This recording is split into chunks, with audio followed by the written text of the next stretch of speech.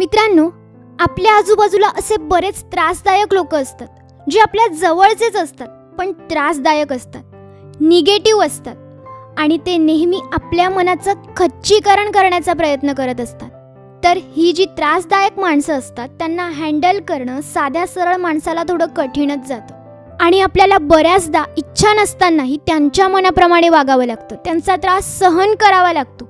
अशा लोकांच्या वागण्याची पद्धत थोडी लक्षात घेतली तर आपला त्रास कमी होऊ शकतो. मग अशा लोकांबरोबर आपण कसं वागू शकतो, अशा लोकांबरोबर कशा प्रकारे डील करायची, चला बघूया. सर्वप्रथम यांना टाळू नका, कारण यांना टाळून किती टाळणार. आत्तापर्यंत आपण टाळू शकलोय नाही ना, मग पुढेही नाही टाळू शकणार आणि यांच्या समोर कधी ना कधी आपल्याला जावंच लागतं. म्हणून यांना टाळण्यापेक्षा यांना फेस करायला शिकलं पाहिजे, त्यांच्या सामोरे जायला शिकलं पाहिजे. जेव्हाही ती व्यक्ती तुमच्या समोर येईल ना, जिच्यामुळे तुम्हाला त्रास होतो, जी तुम्हाला इरिटेट करते, ती जशी तुमच्या समोर आली ती तुम्हाला काहीतरी बोलणार आहे, ती बोलायच्या आधीच तुम्ही तुमच्या मनाची तयारी करून ठेवा की 100% याच्या बोलण्याचा मला त्रास होणार आहे, 100% हा असं काहीतरी बोलणार आहे ज्यामुळे मला ताण येईल. त्यानंतर तो व्यक्ती तुमच्याशी बोलून गेल्यावर स्वतःला जे थोड्या वेळापूर्वी समजावलं होतं ना, ते आठवायचं की हा व्यक्ती आहेच असा, मला वाटलंच होतं की हा असंच काहीतरी बोलेल, याचा हेतूच मुळात मला त्रास व्हावा असा आहे. असं बोलून स्वतःला समजावण्याचा प्रयत्न करा आणि तो व्यक्ती तुम्हाला जे काही बोलला असेल ते विसरण्याचा प्रयत्न करा.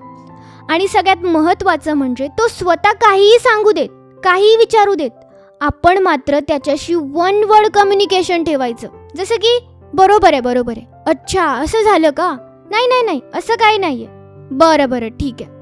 अशा प्रकारे अशा व्यक्तींशी बोलायचं. आपण जितकं त्यांना रिस्पॉन्स देतो ना, तितकं ते त्यांचं बोलणं जास्त वाढवतात किंवा ते आपल्याला एखाद्या गोष्टीवरून ब्लेम करत असतील आणि आपण जितकं नाही म्हणतो ना, तितकं ते आपल्याला जास्त ब्लेम करत जातात. त्यापेक्षा ते जे सांगताय ते हो म्हणून मोकळं व्हायचं, जेणेकरून ते लवकर तिथून निघून जातात आणि त्यांना असंही कळतं की अरे, माझ्या बोलण्याचा तर समोरच्याला काही फरकच पडत नाहीये आणि म्हणून ते तुम्हाला काही बोलणंच सोडून देतात, तुमची इन्सल्ट करणं बंद करून टाकतात. कारण अशा लोकांना हेच हवं असतं की तुम्हाला फरक पडला पाहिजे. अजून एक गोष्ट म्हणजे तो जे काही सांगतोय तिथे क्युरिओसिटी दाखवायची नाही. आपण समोरच्याचं बोलणं ऐकण्यात जास्त इंटरेस्ट नाही दाखवला तर आपोआपच तो व्यक्ती शांत होऊन जातो. आणि अशा व्यक्तीशी स्वतःहून स्वतःची कोणतीही गोष्ट शेअर करू नका. आज आपल्या तो खूप जवळचा आहे असं दाखवून तो ऐकून घेईल आणि वेळ आल्यावर मात्र 100% त्याचा गैरवापर करेल. आपल्या ज्या पर्सनल गोष्टी असतात ना, त्या अशा लोकांना नाही सांगायच्या. अशा लोकांवर कधीच विश्वास नाही ठेवायचा जे वेळोवेळी आपली इन्सल्ट करत असतील, आपल्याला कमी दाखवण्याचा प्रयत्न करत असतील. आणि अशा लोकांसमोर आपल्या जवळच्या माणसाबद्दल तर चुकूनही काही सांगू नका, कारण आपलीच माणसं आपल्याच विरोधात करायला त्यांना खूप छान जमतं. एखाद्या व्यक्तीशी आपलं पटत नसेल तर त्याबद्दल काहीही बोलू नका. अजून एक गोष्ट, अशा लोकांशी कधीही नजर चुकवून बोलू नका. मग भलेही तुम्ही तुमच्या घरात असाल, बाहेर असाल, कुठेही असाल, त्यांच्या डोळ्यात डोळे घालून बोला, त्यांच्याकडे बघून बोला. आपण त्यांच्याकडे बघितलं नाही तर बऱ्याचदा त्यांचा गैरसमज होतो की आपण त्यांना घाबरतोय. हे त्यांना कुठे माहिती असतं की खरं तर आपल्याला त्यांच्याकडे बघायची इच्छाच नसते, म्हणून आपण त्यांच्याकडे बघत नसतो. हे त्यांना माहिती नसतं. अजून काही माणसं कशी असतात माहितीये का, ती आपल्याला काही बोलल्यानंतर जोक ऐकल्यासारखं दाखवतात आणि आपल्याला कितीही टेन्शन असलं ना तरी अशा टॉक्सिक लोकांसमोर आपण खुश आहोत, सगळं काही ठीक आहे असंच दाखवायचं. कारण आपण दुःखी आहोत हे त्यांना सांगितलं, समजलं तर त्यांना दुःख होणार नाही, त्यांना खूप जास्त आनंद होईल. ज्या प्रकारे या लोकांशी आपलं दुःख शेअर करायचं नाही, त्याचप्रमाणे या लोकांशी आपला आनंद सुद्धा शेअर करायचा नाही. आपण जर एखादी गोष्ट मिळवण्यासाठी प्रयत्न करतोय तर तेही ती गोष्ट मिळवण्याआधी त्यांना सांगायचं नाही, कारण ते आपल्यावर हसणारच आहेत की अरे तू असं करतोय, तुझ्याने नाही होणार.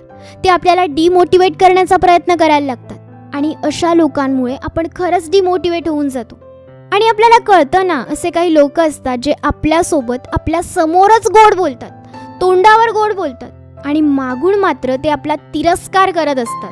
म्हणून जर तुम्ही त्यांना तुमची एखादी आनंदाची गोष्ट सांगितली तर ते तुमच्या तोंडावर तुमचं अभिनंदन करतील आणि कसं या आनंदाला विरजण लावायचं याची तयारी करायला सुरुवात करतील.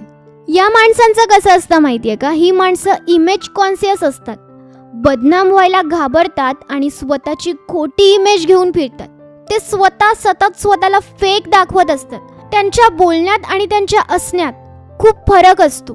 ते जसे बोलतात, समोरच्याला जसं दाखवतात तसे ते अजिबात नसतात.